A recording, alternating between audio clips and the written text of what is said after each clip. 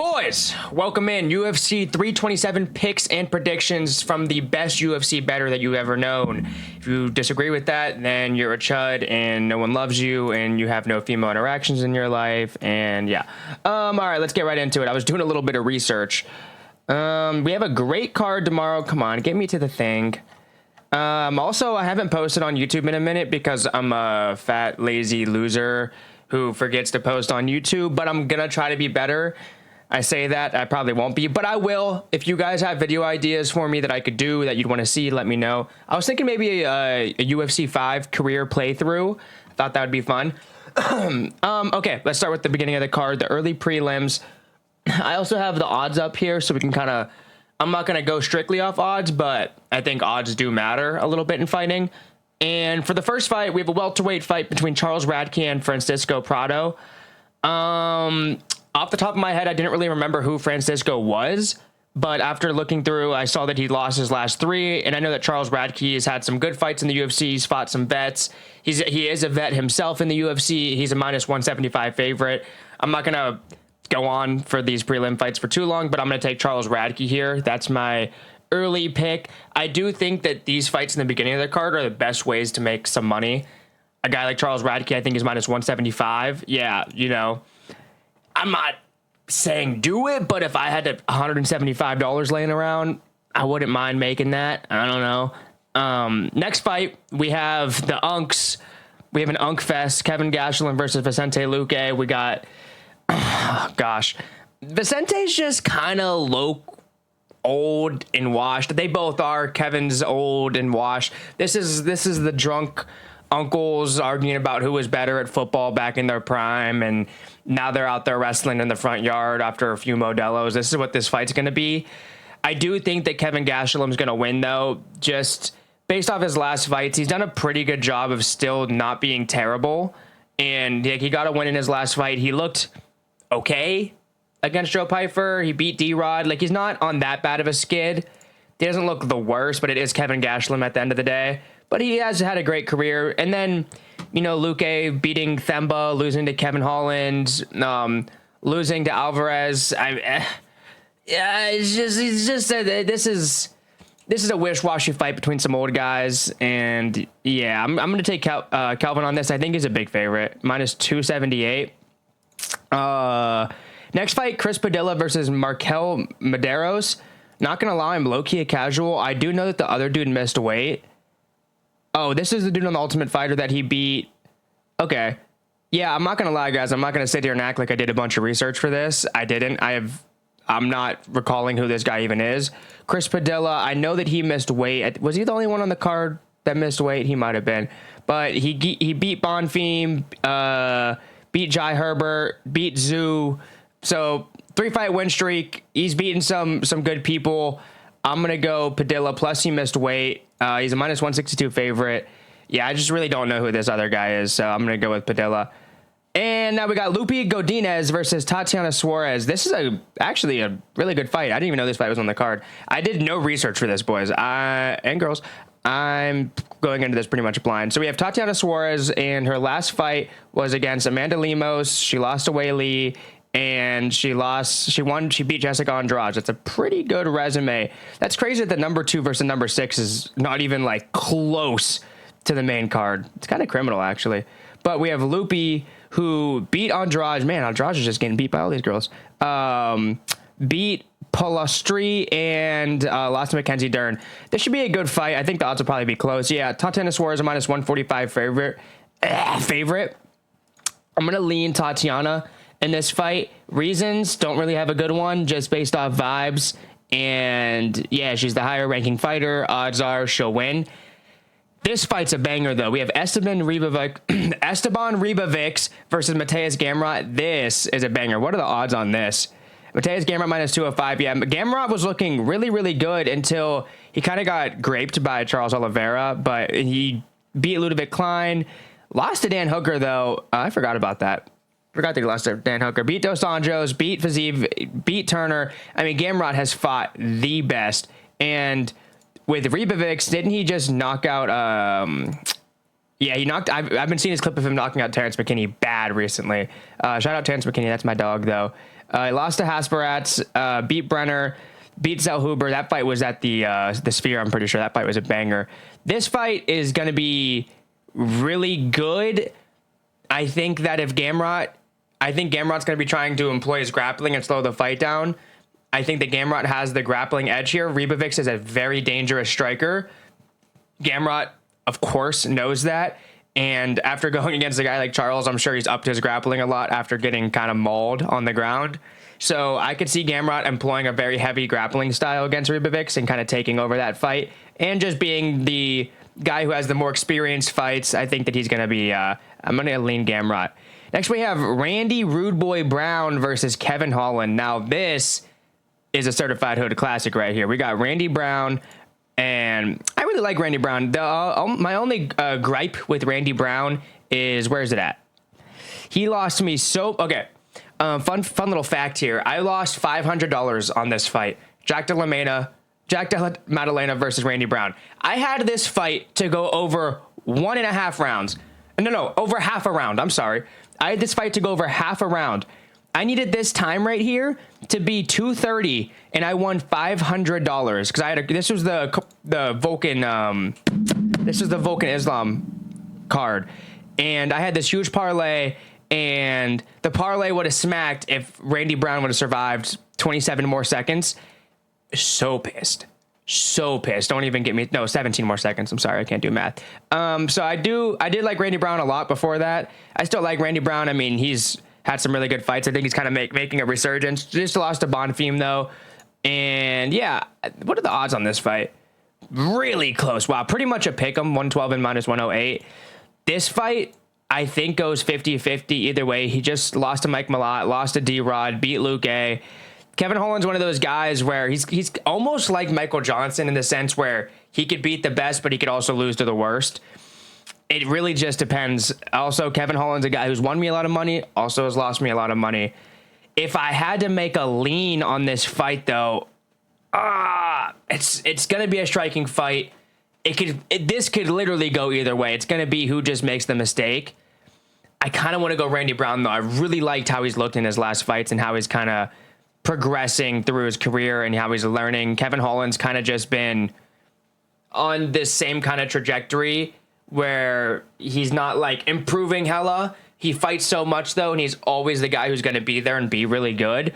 But I think Randy Brown is a guy that could potentially contend one day if he could pull it all together. You know what I mean? So I'm going to lean Randy Brown, but dude, this fight is so 50-50. I'm not going to, don't, unless you have a real gut feeling about this, don't put money on this fight. Unless you really feel, unless you're a sicko, unless you're a sick pup. Next, we have the Bellator leftovers, Patricio Pitbull versus Aaron Pico. This is literally just two Bellator greats fighting against each other. Aaron Pico is a minus 278 favorite, as I think he should be. He was looking great against Lerone Murphy until he got caught with the spinning elbow, which, you know, that's how it goes. He was, honestly, that was one of those ones I wasn't surprised when he got caught, because as I was watching the fight live, I was thinking to myself, he keeps on leaning off to the right every time he would throw a strike. He would throw a combination, and then he would lean his head off to the right. And I was like, dude, Lerone, throw a head kick or throw something that's stopping him from leaning his body to the right. And he sure did. Threw a spinning elbow and ended his night real early. And then we got Pitbull, and he got smoked by Yair, and he beat Dan Ige, which is like, okay, cool. But Patricio Pitbull, he is old. He's had so many fights. I think that just being young and being having the great wrestling pedigree that Aaron Pico has, and he has great boxing, I think that Aaron Pico kind of just outclasses him this fight, keeps a higher pace that Patricio can't really keep up with. And yeah, I see Aaron Pico kind of dominating this fight. This is a guy that I'd love to throw in a parlay minus like 270. And, oh, God, I didn't even realize Nate the Train was on this card versus Cub Swanson. Another Unk Fest we got going on here. Cub Swanson, OG versus Nate Landwehr. Nate the Train. Man, I love this guy. Gosh, what did he do? He won me money one time. Who was it against? Was it against Emmers? Something. He did something that was so sick that I loved him when he kind of first started coming up on the scene. Maybe it was against Onama. But Nate the Train is a fun guy. This is a guy who has he's not even playing a bit. He's just himself, and himself is just high level autism, and I love it. I love it so much. I love Nate the Train. He's going to bring violence. Not a guy you'd ever want to fight. Look at this. This guy's a psychopath. Look at his eyes. This is not a guy that you want to be trapped in a cage with. He's 18-7, and Cub Swanson on the end of his career, 30-14. He's pretty much done. Lost a touchy-feely. Beat Quarantillo, beat Duaudu. So he's not fighting super high level stuff besides Andre Feely. That's my GOAT. And I just, man, this is a tough fight because Nate the Train's a tough ass dude. What are the odds on this? Pick 'em. Yeah, this is, gosh, it's almost, if I'm not mistaken, this is Cub's last fight in the UFC. I think this is kind of like his retirement thing. I could be so wrong. But if that's the case, then I'm going to kind of go Cub. I feel like you kind of get that extra, you get extra stats added to you when it's your retirement fight. I feel like you just fight better. So I'm going to lean Cub Swanson in this, but I really like Nate the Train. So that's hard to pick against. Gosh, whatever. Okay, moving on. Cub Swanson. Cub Swanson. Okay. Next, Dominic Reyes versus Johnny Walker. This is a goofball fight. This is funny. Dominic Reyes, been in the division for so long, arguably beat Mr. Jones down here, arguably beat him. Look at the killers he's fought. You know, Jan Blachowicz, Yuri Prohashka, Ryan Spann, Dustin Jacoby, Anthony Smith, Nikita Krylov, and Alberg. Like, he's fought everyone, ups and downs of the career. He's been through it all, and he's fighting a dangerous guy like Johnny Walker, who's just got the most goofy, goofball style. He could beat the best, lose to the worst type of guy. You just never know what you're getting out of him. He just beat Ming Yang. I thought Ming Yang was going to smoke him. I had a bet on Ming Yang to knock him out in the first round, and that was not the case. This is a weird fight. I'm going to guess the odds are pretty even on this. Yeah, minus 148 for Dominic Reyes. I wouldn't hate a sprinkle on Johnny Walker at all, though. Johnny Walker's just so powerful, so dangerous, and he could end the night at any moment. And I don't like betting against guys that are funky and super explosive and can end the night like that at all. So if I had to bet, I'm going to pick Johnny Walker in this. I'm going to lean Johnny Walker, but that's with a grain of salt. Dominic Reyes can definitely win this fight if he could just channel the Dominic Reyes of old. He's kind of having a resurgence in his career. He did just lose to Alberg, but he beat Krylov, who was looking really good, beat Anthony Smith, who wasn't looking very good. So, I mean, it kind of just, this fight could go either way, but I'm going to lean Johnny Walker. Next, we have Curtis Blaydes versus Josh Hokit. Okay, here's my thing with Josh Hokit. Let me go full screen for this. Here's my problem with Josh Hokit. I fully understand what he's doing with this character and his bit. Everyone's saying, "Oh, you're just jealous because he's getting views. You don't understand what he's doing. He's getting everyone to hate him, and everyone's getting views, and he's selling the fight more than anyone else." You're correct. Yes, he is selling his fight good. My problem with Josh Hokit isn't what he's doing; it's how he's doing it. In my opinion, he is forcing this character so hard. It's so cringy to me. I'm sorry. Listen, I'm a clip farmer. I clip farm. I know what clip farming is. I know how to do it. But when it's not genuine and it's like annoying. It's just cringy. He's bothering people. He's not being a good person. Like, I could just see the way he treats others. He's just not being genuine. He's going all in on this bit that's just terrible. I think the bit is like so unfunny. Call me a hater. Listen, I'm really good friends with Wing C. I know when people have care, but the thing with Wing C, you can kind of compare it like this, because people are like, "Oh, but you like Wing C? Like that's a character." Yeah, but that's Wing C is true to himself. That is who he is. Trust me, I know him behind the scenes. Josh Hokit, it's like so fabricated to the point he's doing a WWE bit that's just not good. You know, people resonate with characters, and they resonate with the likes of Hulk Hogan's and Randy Savage and the Conor McGregors and the Chael Sonnens of the world, and they love these characters that they play because they do it very well and it feels super genuine. That's not the case with Josh Hokit. He's doing something that feels so disgenuine, and it feels so tacky and corny, and he's doing it. He's trying to be so annoying that people don't like him. And yeah, that's cool. You might have your 10 seconds of fame, but at the end of the day, you've now risked your aura to the point where if you lose this fight, it's over. Because you already have, I would say it's about 90 to 10% of how people feel about him. 90% of people don't like him, and 10% think he's hilarious. If you lose this fight, the amount of backlash that you're going to receive and the amount of people that aren't going to like you anymore is going to be almost insurmountable. It's going to be very hard to overcome. So now he's put himself in this box. Even if he wins, he's going to need a spectacular performance to back up everything that he's doing. The amount of annoyingness that he's been is, I know, like, oh, but you're talking about him, so he's doing everything correct. Sure. Like, yeah, sure. But he's clip farming, but it's bad. It's bad clip farming. Trust me, I know good clip farming, and I just think that it's not sustainable for a good career, and he's just trying too hard. That's my problem with it. Okay, back to the picks. I had to get that off my chest. Curtis Blaydes versus Josh Hokit. Curtis Blaydes is going to win. I think he's like minus 130 or something, minus 125. I think that Curtis Blaydes just takes him down. I think he's going to fight. I think Curtis Blaydes is so annoyed with him that he's going to do whatever it takes to beat him. He's going to do the most boring fight. If it needs to be the most boring fight, he's going to do that.